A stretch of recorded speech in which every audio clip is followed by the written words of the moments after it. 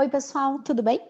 Eu me chamo Simone Tassinari e hoje tive a honra de conversar um pouquinho sobre as relações entre o direito de família e o direito empresarial no Congresso Nordestino de Direito de Família do IBDFAM.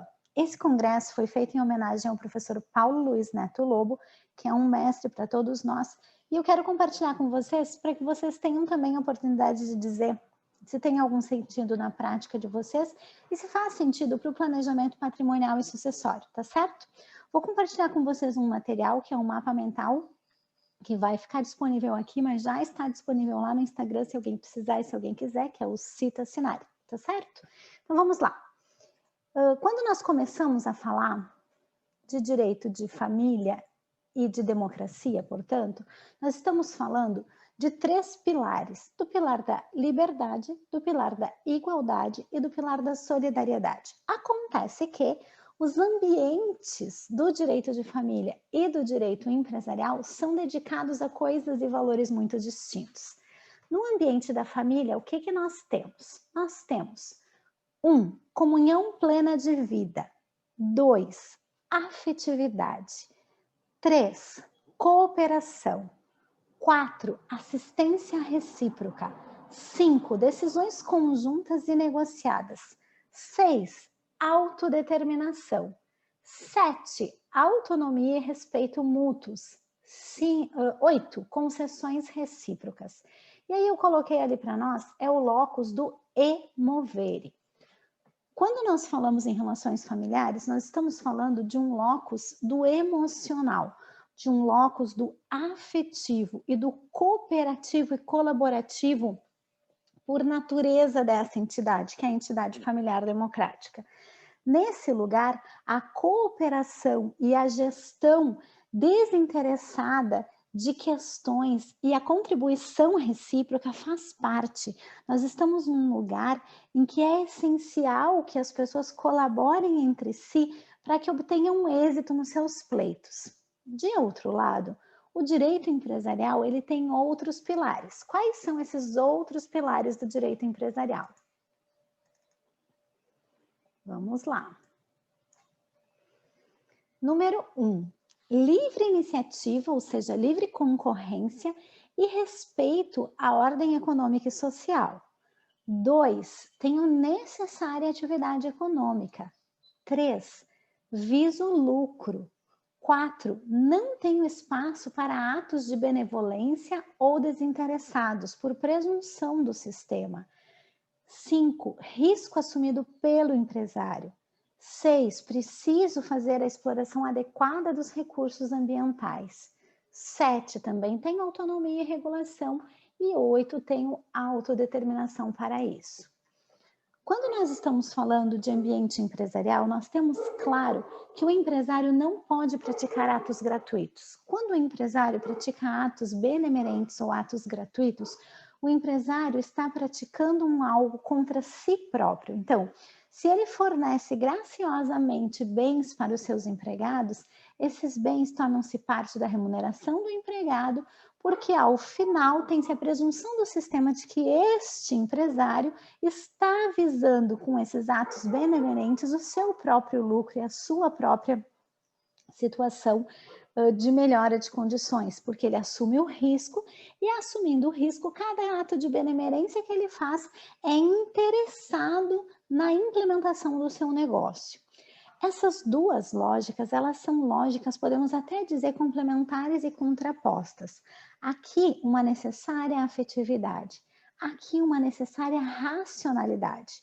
E o que acontece quando esses ambientes estão integrados? Porque é muito comum nos dias de hoje que as famílias decidam conversar e impor e elaborar suas vidas a partir das relações empresariais.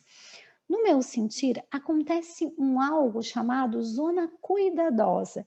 O que é essa zona cuidadosa? É um espaço em que famílias que estão, sim, integradas e imiscuídas na atividade empresarial precisam tomar cuidado, porque os valores e os hábitos do locus, do emover e do emocional são distintos do valor e do locus do logos, que é o valor da racionalidade e até mesmo do estímulo ao oferimento de lucro, porque não se tem uma atividade empresária, não se tem uma sociedade que não tenha a pretensão de lucro, salvo aquelas que estão lá por volta do artigo 40, 44 do Código Civil e que se destinam sim a atividades sem finalidade econômica ou lucrativa, certo?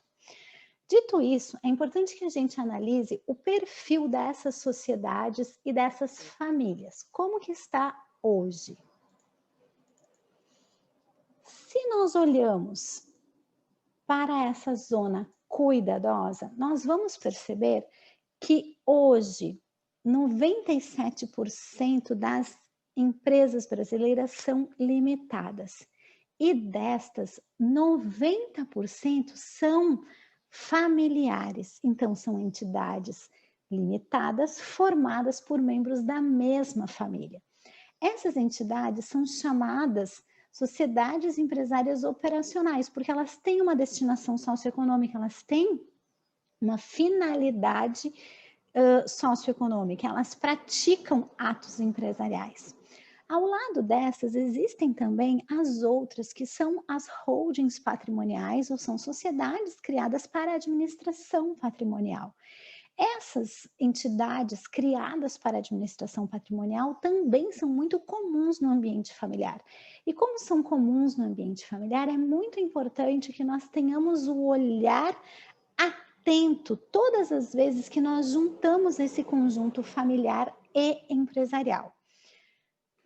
É preciso dizer que não são somente esses dois tipos de sociedades ou de pessoas jurídicas que podem estar vinculados às relações familiares. Além das empresas que são criadas para administrar patrimônio e das empresas que são totalmente operacionais, também é possível que nós tenhamos empresas consideradas mistas.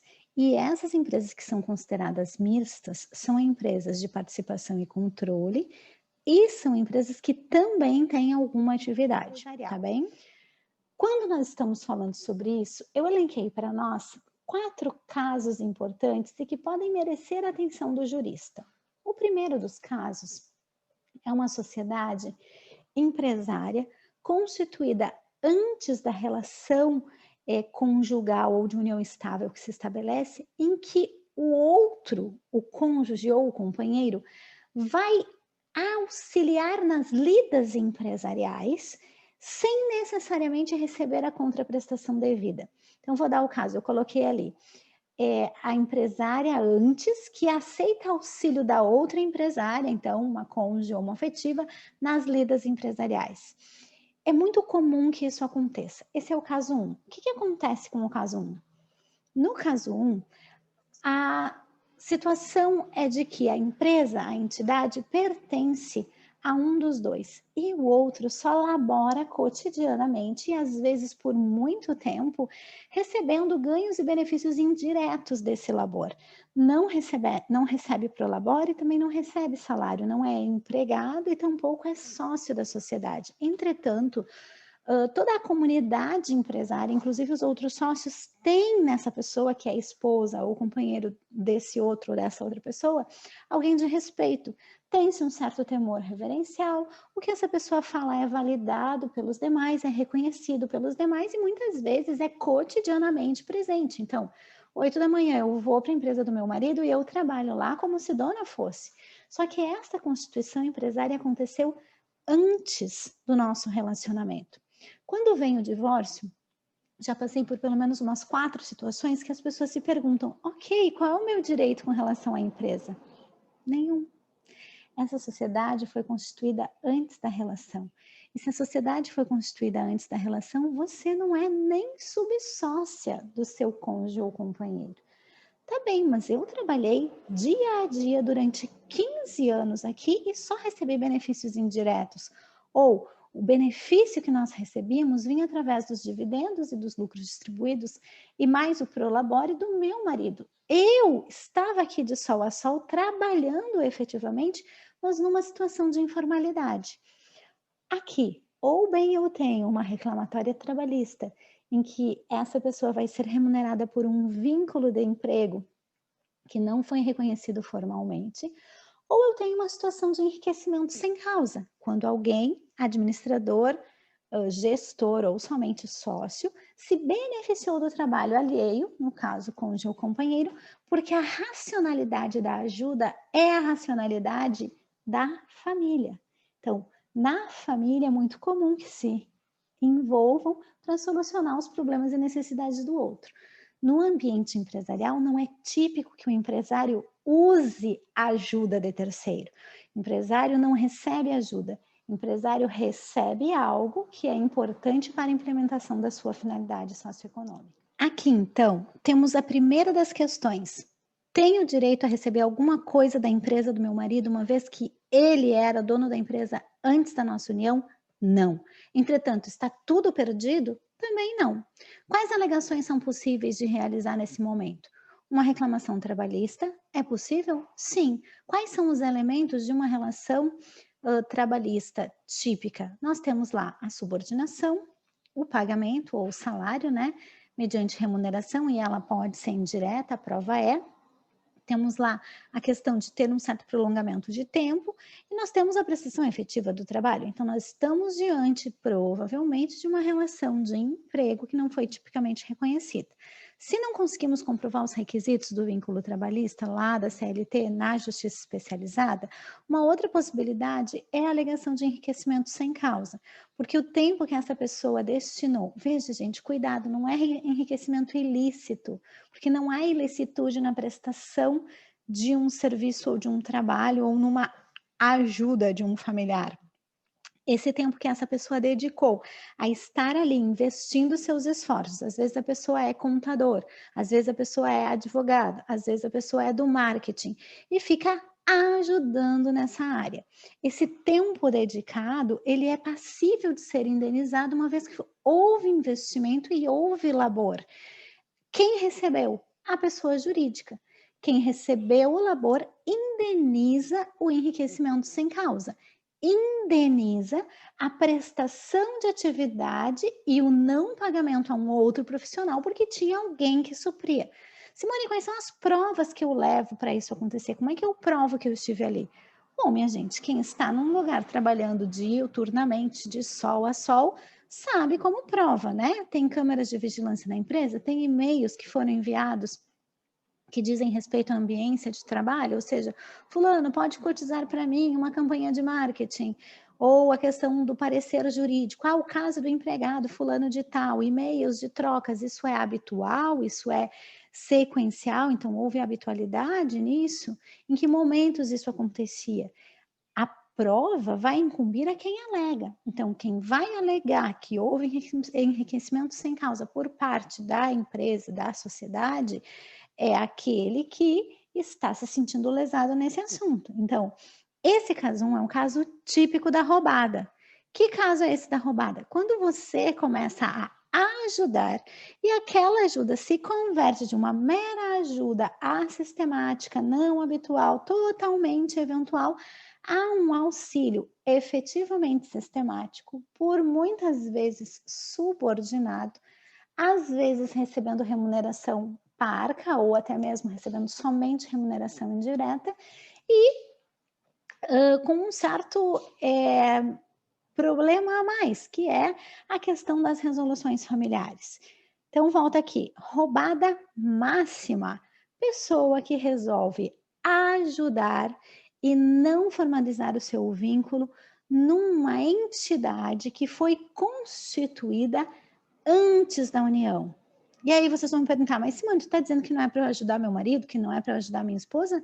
Não, não estou dizendo que não é para ajudar, só estou dizendo que a racionalidade do marido e da esposa é uma, a racionalidade do direito empresarial é outra. Se você quiser misturar as duas racionalidades, tenha em mente que isso pode ser um risco futuro. Risco para quem? Para as duas partes. Para quem prestou o serviço de forma gratuita, uma vez que estava em solidariedade familiar, e para quem recebeu o serviço de forma gratuita, porque não estava levando em consideração que isso podia se tornar numa relação de não eventualidade. O risco é para os dois. Tá, Simone, o que se faz então? Se eu preciso, se o meu marido precisa? O jeito mais fácil de fazer isso é contratar de fato. Então, faz uma prestação de um contrato, faz uma prestação de serviço dentro da entidade. Você fica sendo profissional autônomo, faz todo o regramento do autônomo, contratado pela sociedade. É um jeito das lógicas não se misturarem, porque quando as lógicas se misturam, o juízo de família pode acabar imiscuindo-se nas questões empresariais. E aí o risco vem para as duas partes, tá bem? Um abraço.